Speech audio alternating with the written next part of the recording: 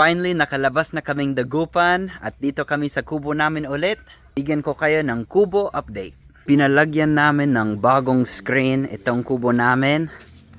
Ayan o, para walang makakapasok na langaw, lamok. Masarap magtambay dito sa loob.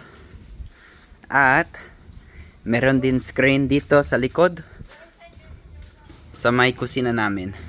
As soon as dumating kami kanina, ito ang aso ng kapitbahay namin, si Chocolate. Yan yung pinangalan namin. Hindi ko alam kung ano ang pangalan niya. Super mabait na aso.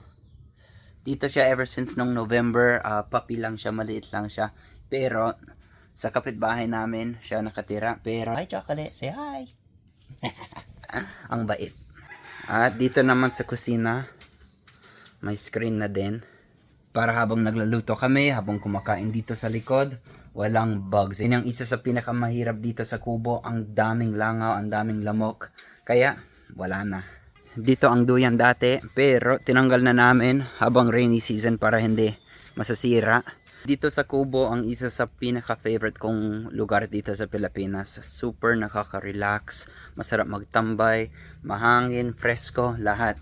At syempre, sarili naming lugar. Yan muna ang update natin sa kubo. Next time ulit, bye-bye!